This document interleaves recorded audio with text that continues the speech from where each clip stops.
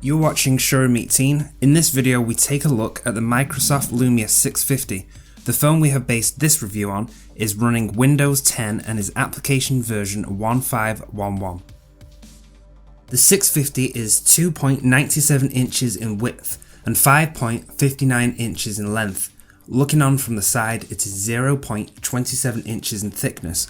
On the front we have a 5-inch OLED clear black screen that has a resolution of 720 by 1280 and a pixel density of 297.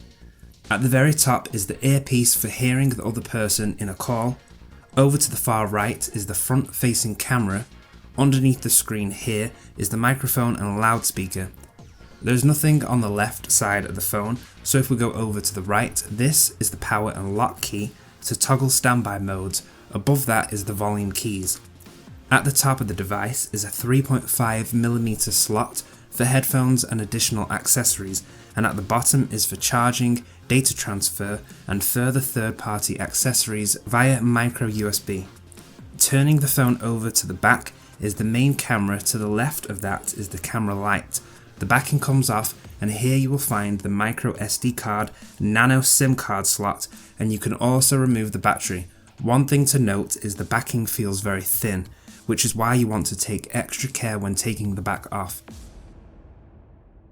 The Lumia 650 has a Snapdragon 212 quad-core 1.3 GHz Cortex A7 processor with 1GB of RAM and 16GB of internal storage. There is the option to add up to 200GB of external storage through the use of a micro SD card. On day one of using the phone, before I installed anything or took any photos, checking the storage, there was 11.5GB out of a total of 14.5 available to the user. The connectivity features are as follows: Wi-Fi, GPS, Bluetooth, NFC and FM radio. The sensors are as follows: accelerometer and a proximity sensor. The phone takes around 35 seconds to power up, and then you are brought to the Windows 10 home screen, where you have the options to pin and rearrange the apps of your choice. Then if you swipe to the right, you can scroll through or search all installed applications. Swiping down, you can see your current notifications and options to toggle Wi-Fi, Bluetooth, rotation lock, all settings, and also press expand to see more quick settings. The resolution fits the size of the screen. While it is 720 by 1280, the home screen and applications don't look stretched or pixelated. I did notice it a bit more when browsing search engines and watching YouTube via the web browser. The viewing angles are good and the touch response works well and smoothly.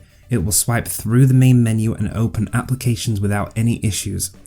The games that I tested was Lara Croft Relic Run, Airborne, The Sims Freeplay, Overkill 3 and Jetpack Joyride. The games that had problems was Relic Run. During the loading screen it would time out and go into screen lock mode. When returning to the game it would show a black screen and it had crashed. The next time I made sure the screen would not time out for it to work. During the game there was a lot of slowdown and small freezes, mostly at the start of the levels and as you're meant to swipe left and right. This did not happen with the other games I played. The lag that would happen on Airborne and Overkill 3 was mostly audio lag and during loading sequences. The controlling and swiping were good, and surprisingly the Sims worked well on this phone without any issues. The last Lumia phone I reviewed, there was an issue with where the speaker was placed. It could be covered up easily by a hand or a stand, which would reduce the sound dramatically. This time around they have improved on this with the 650, and you can place it on a table and the volume will stay the same and you will be able to hear it ringing in your pocket. There is a 5MP camera on the front and an 8MP camera on the back. Let's take you through the camera screen. We are now in photo mode. Looking at the top right corner, this is how you can view all your photos and videos. Now you have the following quick options, starting with switch cameras, flash on or off, rich capture, then pressing here we have white balance, focus mode, ISO mode, shutter speed and brightness. These small dots in the lower corner gives you additional options such as lenses, photo timer and further settings. This settings screen starts with photo settings at the top, starting with what happens when you hold the camera button. the aspect ratio, framing grid, focus light, and the option to have living images on or off. This part is the video recording frames per second. Now going back out and switching to video mode, we have switch cameras, video light, white balance, focus and brightness. Then once again we have the same list of additional options as shown in photo mode. These are the example shots that I took. The autofocus works better on this model than previous Lumia phones I have reviewed so far. There is still a bit of shaking, but for the most part I was happy with the shots I took. There is a good level of colour and sharpness here. The autofocus can be an issue at times when you are taking photos and recording videos, as it will keep adjusting while the video is recording, which will result in moments of blurry video while it is auto-correcting. It won't always get it right, like in this shot. The white statue was what I wanted to focus on, but it focused more on the gold statue to the right. You'll have to set it to manual mode for these type of shots. This is the video quality of the Microsoft Lumia 650. This is the quality of the front-facing camera.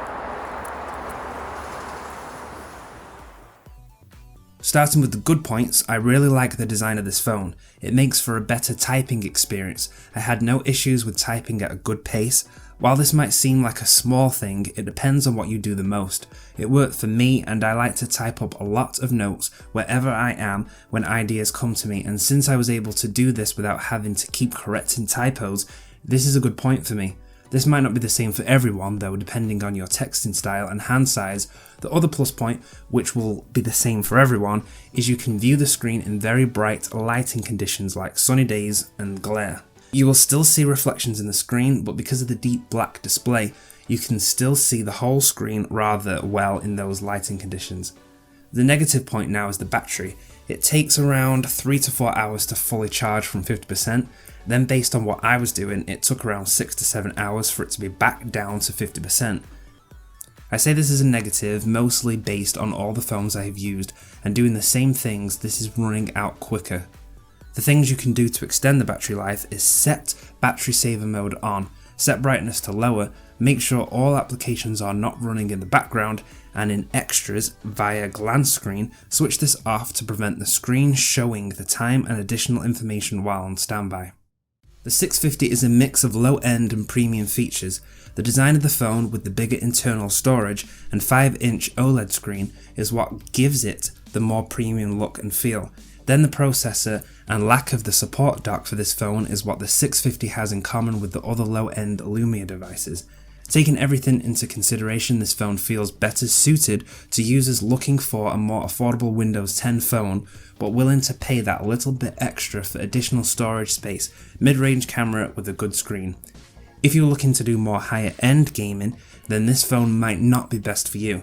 In comparison to the 550, which is a lower end device with smaller specs, what you are getting for the additional price is a more improved front and back camera, a better screen with better viewing angles, more internal storage and NFC support compared to the 550. The links to see our 550 review are in the description. Thanks for watching. If you have any other questions, let us know in the comments. Don't forget to click the subscribe button to be the first to see all our latest videos.